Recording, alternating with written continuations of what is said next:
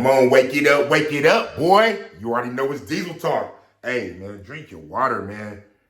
For real, man, this shit with Diddy. Listen, I feel like the niggas gonna get off. Something tells me that. Nigga, I just don't feel that. First of all, even though this is the feds,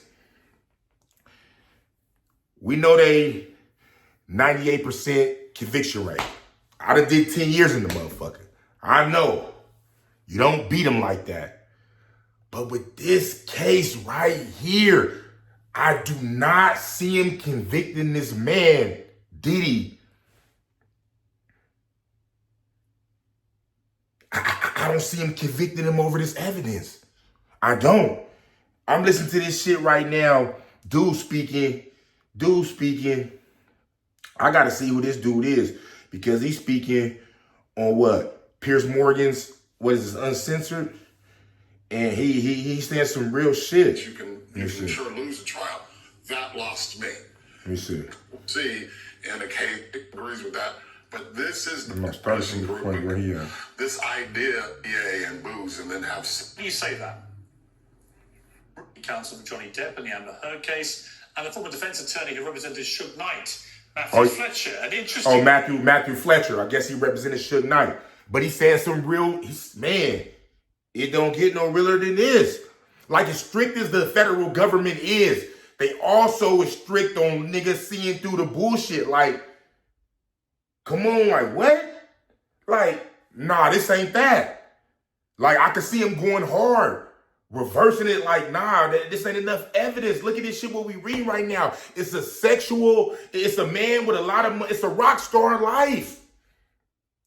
Nigga, sex, money, and drugs is gonna play a part in that. That don't mean you gotta be sending bitches and paying for slaves, sex slaves. No, you don't gotta be doing none of that. Niggas is getting high, man, that amount of money. Niggas is getting drunk. Niggas, they doing everything. This is normal activity. You feel me? But listen. Gentlemen, I think you both completely disagree here. Matthew, let me start with you. You think this is a case of Diddy being railroaded and that the case is almost borderline farcical. Why do you say that? Well, good morning. I can tell you why it's farcical to me is this idea of this myth. Look, come on, bro. Come on. Like he's smoking a gang of cigarettes. Hey, this fool right here, but he's saying some real shit. Don't let the voice fool you, you know what I'm saying? When you hear the nigga come on, you might be like, oh, hold on, I ain't listening to him. But hold on, listen. Creature that can take ketamine and MDA and booze and then have sex for dozens of days on end and hours, that from a pharmacological standpoint, that's not possible. This idea that Cassie waits 10, 12 years to file a lawsuit and writes a book and then doesn't turn it over to a general publishing group but sends it to Jay-Z's lawyer and says, by the way, we're going to put this out unless you pay us millions. Now, I do feel like in situations like this, though, right? People like Cassie could keep things, you know what I'm saying, swept under the rug for the time being, didn't come out with nothing. I believe there are people like that. And then once they do decide to come out with something, I think they think in their head like, okay, now how can I capitalize financially? So, because a lot of people are like, oh yeah, why don't you just run straight to the police? Woo. No, by the time they come to this conclusion in their head that they're abused and they was misused and mistreated. And because a lot of people go through this and they don't admit what's happening. Bitch getting her ass beat every motherfucking day. You know what I'm saying? For the last 3 years. That doesn't mean she comes to the conclusion that she's just mentally that she's in an abusive relationship. She knows she's getting slapped up, but she doesn't necessarily come in her head that I'm being an abused victim. You see what I'm saying? Right. So if Cassie comes to the conclusion like, damn, you know what I'm saying? It went like this and I feel like this. Right. Now it's only right that a motherfucker's gonna feel like, okay, how can I capitalize financially? I need to get a bag from this too. Like, nigga ain't just going down to the police station and, hey, this happened to me. No, like, can you help me? No, niggas is getting a lawyer. Like, let's put this shit together where we gonna get some millions. So I feel like, yeah, people can't falter on that. Dollars bespeaks the real motives behind this. Because you can't fault for things that really might happen. You can't fault a motherfucker for it. And let me just say this. Puff is not a good person. He's a bad woman beater and he's a coward. I know the guy. Everybody I know agrees with that. But this is not a case about domestic violence. And you can talk about trauma bonding and any other psychological terms you want to lay on there. But the idea that Cassie had her own apartment, had her own money, had her own extra boyfriends or anything else does not speak to me as a traditional victim that we would see in a case of. That's real. That's real. That's real. Because if you got a life going on, you got your own apartment, you got other dudes you seen on the side, this, that, and the other. You know what I'm saying? You talking about you getting beat and then you leave and then you coming back, all this type of stuff. No, you have an exit right there. But fact is, you don't want to lead a lifestyle. This is the 1% man over here, Sean Diddy Combs.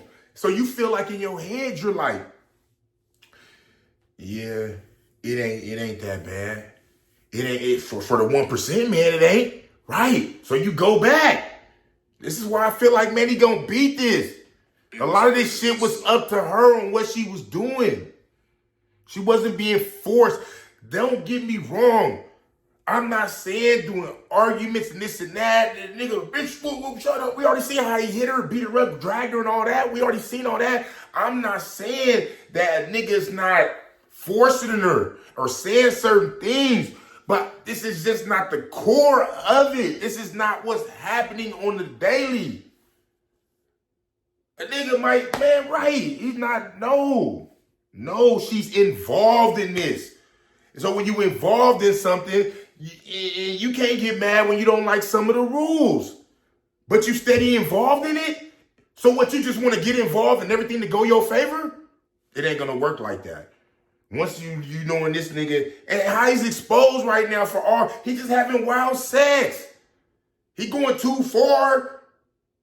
I know he gonna be embarrassed about that shit when he get out that cum on his nipples and shit and he having it swirl. That shit. That's a freaky ecstasy nigga right there. But man, nah, but at the end of the day, we can't get sidetracked. No matter how nasty it is. No matter how much we don't agree with that. Right? That don't have nothing to do with the charges. That's the bullshit. That's the side note. And I'll tell you this. When the prosecution told everyone that P. Diddy urinated in her mouth, that was shocking.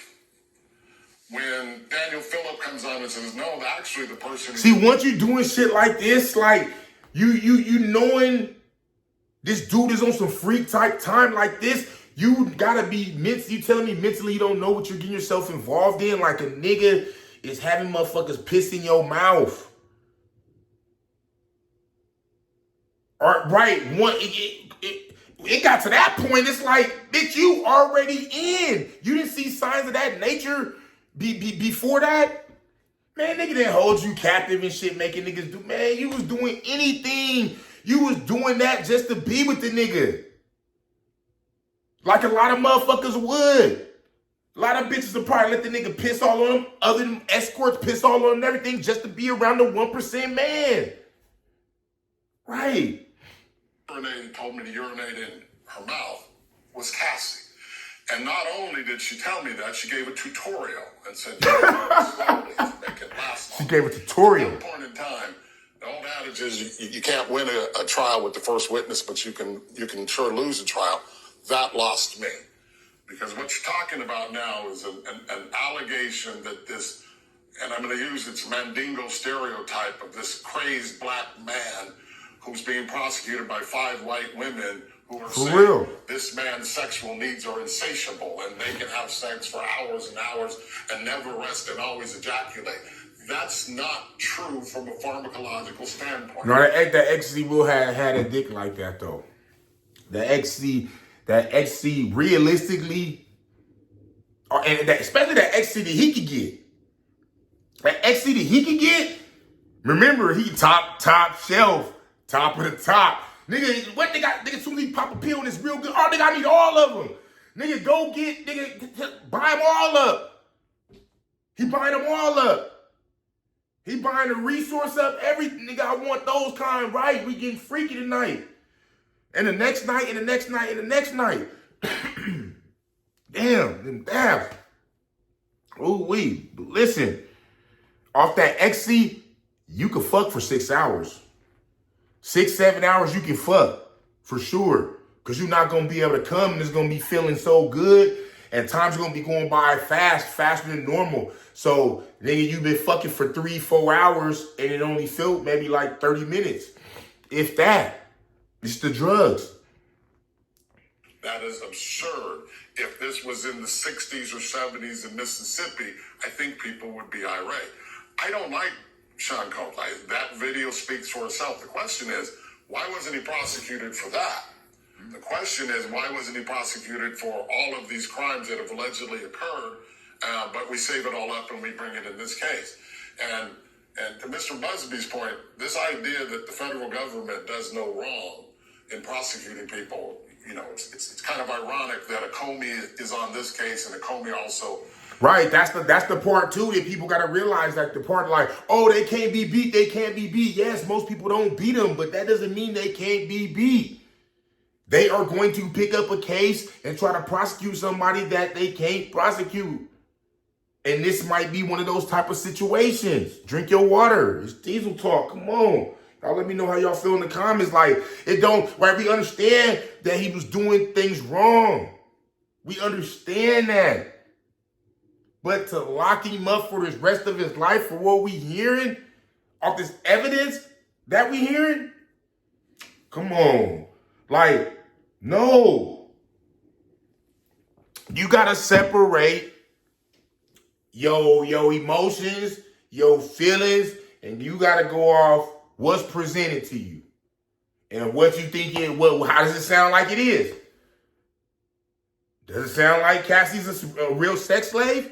Does it sound like she's just scared as a motherfucker where she can't do nothing and she's up under the spell and these drugs and she's forced to do all this shit and drink piss and rub nipples, save cum in a jar for a nigga, throw it on his nipples, whatever the fuck, they might be freezing it. Right, they all this activity. Because you created so many footsteps your damn self. You keep, oh, I'm not involved, I'm not. Nigga, you done blazed them. Nigga, 30 miles. What you mean you ain't involved? It's too far to walk back. Because every day that you get pissed off by something, that Cassie was getting pissed off by something, she had a chance to walk back. But you know what she said in her head? The good outweighs the bad. And it's probably like that in just the ordinary, regular relationship. People go through things, but the good is outweighing the bad, so they stay together. Does that mean the motherfucker's putting a spell up over you? No. He doesn't need my advice, but so, they told us that President Trump was a spy for Russia too. And that was... So listen, man, we're going to leave it like that. And yeah, I don't know what to say. This nigga fighting for his life. Man, I know he thinking like, man, what the fuck, nigga? That shit, he like this shit. Serious, like, damn. On everything. But y'all let me know what y'all think, man. This one, I'm still going through it in my mind. Like, damn, when niggas is fighting for their life, you know what I'm saying? It's like we plugged up to the matrix with the nigga. Like, damn, like, right? Who could feel the emotions and shit above it? Like, this shit be real. Like, damn, nigga, you done fucked up. But then, did you fuck up this? Did you fuck up that bad? Like, it's Diesel Talk. I'm gone, boy.